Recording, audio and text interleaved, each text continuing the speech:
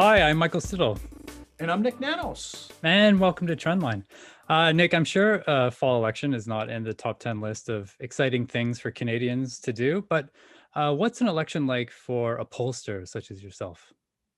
Oh man, it's I should say, is it exciting? Yes. Is it enjoyable? Maybe. But think of it this way. I remember one time I was driving, as you know, Michael, I have four boys. Hmm? One time taking them to school when they were quite young, like grade 3, 4, that primary grades. And I remember I was taking them to school on election day as part of my normalization, try to be normal because the polling was all done. Hmm? And I remember one of the sons going, Dad, are you okay? I was like, yeah, I'm fine. Why? And they go, you just seem a little different today. I said, well, today is election day. And for me, it's when daddy gets his report card and everyone in the whole country knows whether daddy does a good job or not a good job. Oh my So I was God. saying, your dad has a special job, right? When he doesn't do a good job, Hmm. everybody knows about it and everyone will remind him if he doesn't do a good job. And fortunately for Nanos, for myself and the Nanos team, we haven't been embarrassed for Yes. any of the federal elections that we've done polling in, and we've got a great track record. But Yeah, still, you've got it's still stressful. it is stressful. And all signs point to potentially a fall election now. We have a new governor general, so that's an early indicator. Tick. So that ticks that box. So on this episode, Nick, I want to talk about the challengers to Prime Minister Justin Trudeau. I want to go through all the opposition parties, the major ones, and just sort of look at their strengths and weaknesses, and we will assign them all summer homework for the fall. Oh, so hold on. So does that make this kind of like the political fantasy episode of the podcast, where it's kind of like, let's talk about the people who are not in government and what might happen, or what do they Exactly. do to be in government? Exactly. I think it'll be a lot of fun. So we're going to do that first. And then later on in the episode, we will talk about the border, which has been under COVID-19 restrictions for more than a year now. And there's a bit of a tension between, public health and the economy. So we'll do that later. But first, Nick, the challengers. Let's begin with Conservative leader Erin O'Toole, still a relative unknown amongst the Canadian public. Where does he stand now in terms of popularity and support? Well, the thing is that the Conservatives are the other national party that governs and has won elections. So there are very high expectations. The Conservatives are the main challengers, but when you look at the polling right now, there are two things that are quite striking about the public opinion polling. First of all, there's like a double-digit lead uh, for the Liberals over the Hmm. Conservatives. And second of all, their leader, Erin O'Toole, is a little bit of, it continues to be a bit of a work in progress, where a significant proportion of Canadians don't have a formed opinion of Erin O'Toole. So this election is going to be critical for him, and he's got to kind of unite the tribe. He's got to build his brand. He's got to do a lot of things. But where the Conservatives stand right now, they've got to start moving those numbers up, because they've got to break 30. If they don't break 30, then we're talking about a Liberal win. And right now, whether it's the Nanos numbers or the numbers from any of the other major pollsters, they all point to the Conservatives being noticeably behind the Liberals. Hmm. So you say unite the tribe. I believe you're speaking of Alberta, especially. So Erin O'Toole was at the Calgary Stampede this week, campaigning. He's actually, Montreal born, raised in Ontario. How is he doing so far in Alberta, and what's the challenge there for getting Alberta to support him? Well, the Prairie provinces, and specifically Alberta, are ground zero for the Conservative movement in Canada, and have been for generations. So it's interesting that he's decided to go out to Alberta, and it speaks to the fact that he's been dealing, since he's been the leader, he's been dealing with some controversy. When he won the leadership, many individuals that supported him liked the fact that he had very strong, what I'll say, conservative credentials, and really appealed to individuals on kind of say the righter side of the spectrum within the party. But what we saw after he won the leadership was that a more pragmatic, I'll say, Erin O'Toole, looking to build a winning coalition to defeat the Liberals. And as a result, there have been grumblings within the party and within the party leadership and within the caucus, which is very Alberta heavy and very Western centric. So for Erin O'Toole, it looks like what he's trying to do is to make sure that Conservatives are united under his banner behind him and his vision for the country so that he can challenge the Liberals. So he's got to get that housekeeping in order first before he can start to challenge Justin Trudeau as an alternative and as a government in waiting. Now, under Stephen Harper, the election strategy always seemed to be, as you say, get Alberta behind you, and if you can get a lot of the prairies, some of the East Coast, you may not necessarily need a lot of votes in places like Toronto. In a sense, if they sort of painted themselves into a corner strategy-wise, I mean, is this still a good strategy for them? Well, for the Conservatives, their path to victory is still the province of Ontario.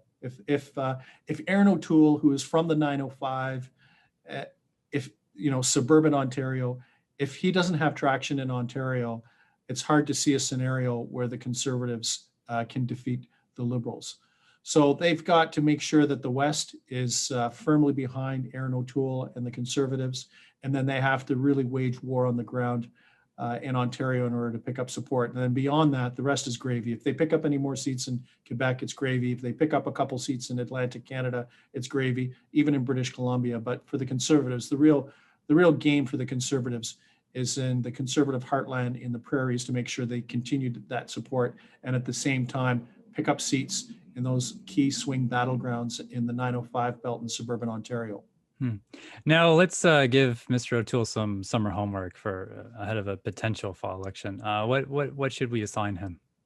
I think his homework should be to share his vision for the future and to rally Conservatives behind that vision in order to be united and to challenge the Liberals.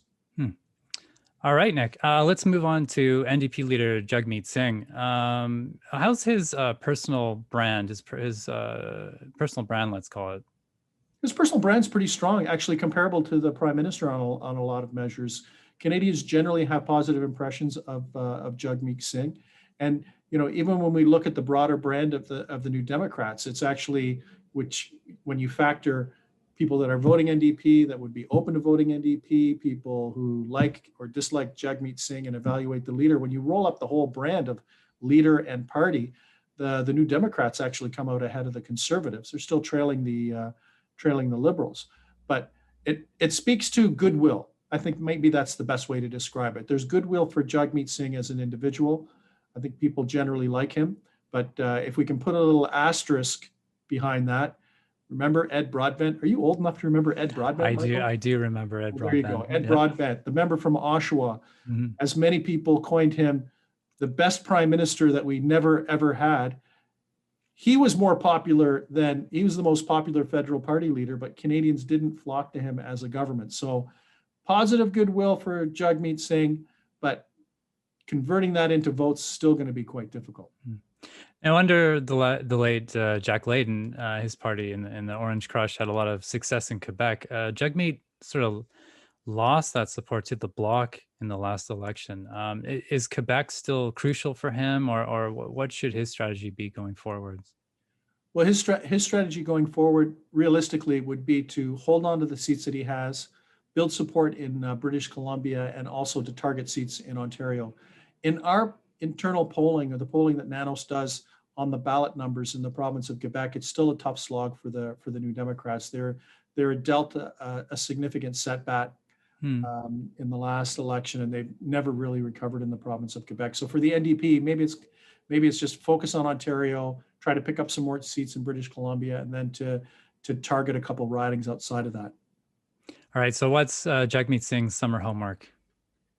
Jagmeet Singh's summer homework is to capture that old style NDP magic from Jack Layton and Tom Mulcair, because it won't take a lot for voters that might currently be parking with the Liberals, if they don't think that the Conservatives are going to win the election, to swing over to the NDP. Maybe the NDP can benefit from reverse strategic voting. Last time they were on the receiving end of people voting Liberal to block the Conservatives. If the Conservatives don't do well, that gives license to NDP and progressive Liberal and progressive voters to vote NDP, to see a good showing, and to perhaps be a little bit of a check on the Liberal government if the Liberals only win another minority government. All right. Now we have a new leader on the scene, Green Party leader Annamie Paul. Uh, we keep seeing these reports of infighting within the party. It's almost like she's being hamstrung within her own organization. How's it looking for her, and how does this sort of bad publicity affect her support? Well, it's been a tough number of weeks for Annamie Paul. I think for her, there's the enthusiasm of winning the leadership. Also, doing relatively well in the by-election. She did not win the by-election, but the fact of the matter is she still performed exceptionally well considering the short runway that she had to mount a campaign in the riding in Toronto Centre. But since then, what it looks like is that there have been some dissatisfied individuals, especially on the council, the Green Leadership Council. And this relates to policies related to the state of Israel and Palestine, and also some comments that Annamie Paul made regarding her being a target of individuals within the party. And as a result, although I think people were generally intrigued, it's kind of for the Green Party, what an election that really could have been a moment in time for them, because the Green Party movement globally is doing quite well. It's doing quite well in Germany. It's doing quite well in France. Now they've just elected, now in Canada with Annamie Paul, they have a new leader. She's a new thing on the political menu. And I think for Canadians, they would be intrigued. 33 out of every 10 Canadians would consider voting Green. But then all this stuff happens where they might try to remove her as leader. They won't give her funds that she believes is necessary to mount a campaign in the riding that she wants to run in. The Greens are laying off individuals because of financial difficulties. So they've taken a lot of that goodwill and basically, I don't know what I say, chucked it out the window. It's gone out the window, that's for sure.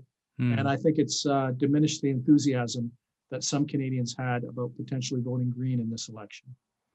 So what's Annamie Paul's summer homework?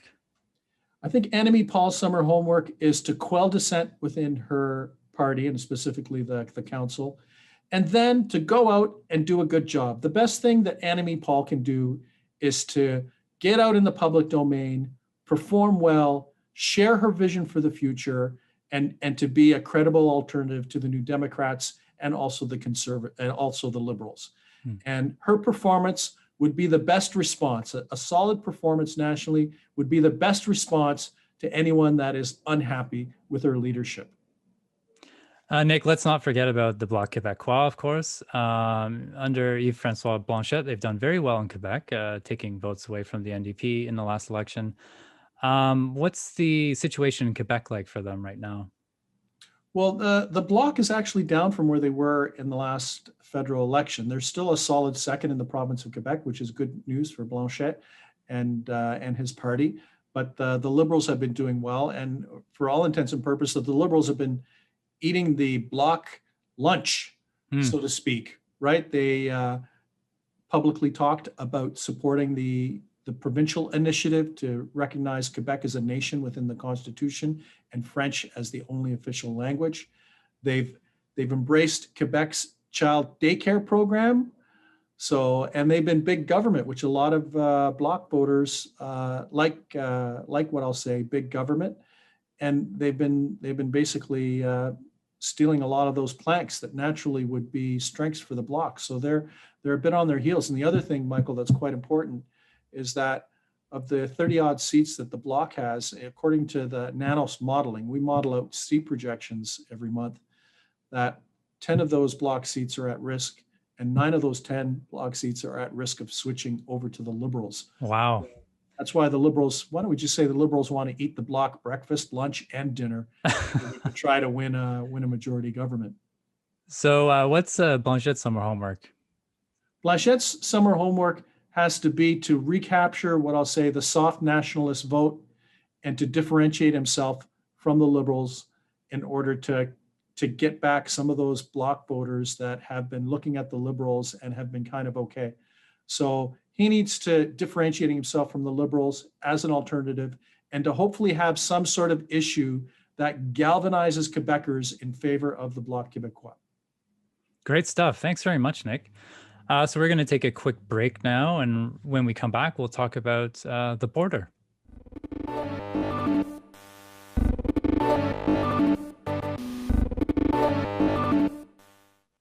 So, Nick, the border has been closed or restricted, let's say, not fully closed, because of COVID-19 for more than a year now. And now that as COVID-19 numbers are trending downwards, it seems like the Americans are doing an amazing job vaccinating. We're on track. We're doing a great job. How do Canadians feel about opening the border, and what's the most important factor for them in that decision?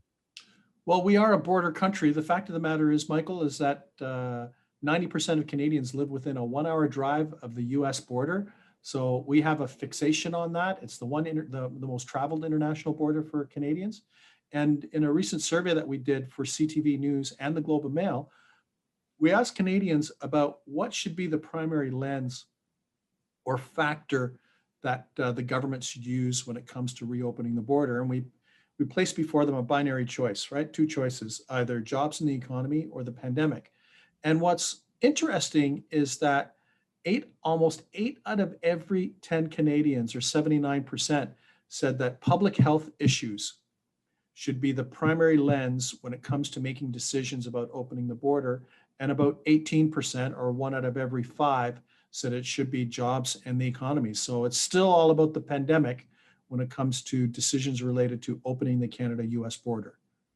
I find that fascinating, Nick. I mean, numbers are trending down, but the concern is still about public health. And does this possibly suggest Canadians are worried that if we reopen too early, that numbers will start trending up again?